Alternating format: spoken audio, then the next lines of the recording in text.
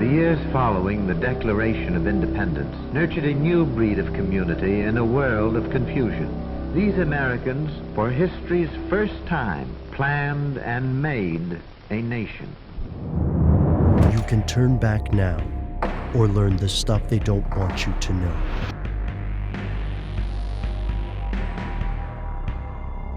Here are the facts. Drafted in 1787, the Constitution of the United States remains one of, if not the, most influential legal documents in American history.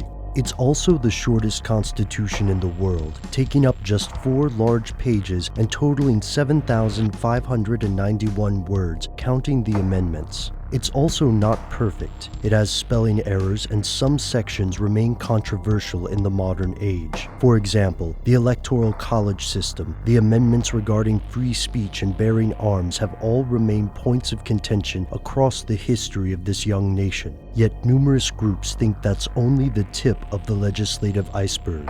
Here's where it gets crazy.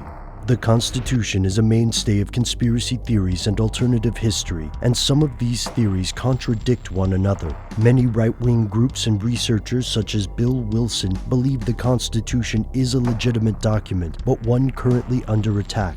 These theories often argue that factions within the federal government or global entities like the United Nations seek to exert control over the average U.S. citizen by removing things like the First and Second Amendments. In some cases, these groups have implied that school shootings and acts of domestic terrorism are actually false flag attacks. But why would a nation attack its own population? The answer, allegedly, is that this is a way to gain public support for more restrictive laws on gun ownership or to curtail traditional expectations of privacy. While it is true that false flag attacks have occurred in U.S. history, many of the more recent claims have been dismissed by the mainstream. Yet these are not the only theories about the Constitution. Others argue that this great American experiment ended in 1871 when Congress passed an act incorporating the District of Columbia. According to the theorist, this act changed the United States from a republic to a corporation.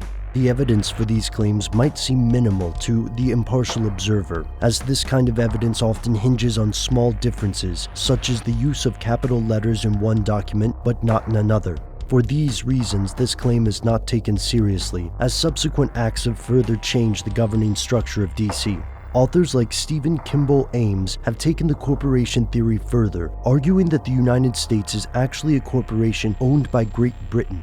Other theories claim that the Constitution is being purposefully misused by government agencies. Tax protesters such as Irwin Schiff believe that income tax was repealed in 1954 and that the legal system is perpetrating a massive conspiracy against voters, citizens, and anyone else who can be swindled into paying taxes. For the record, this claim did not hold up in court. And this is only a small piece of the mountains of theories surrounding this founding document. But one thing's for sure, whether they think it's legitimate and under attack, or little more than a centuries-old legal ruse, thousands of people across the United States are convinced that when it comes to the Constitution, there's something the government doesn't want you to know.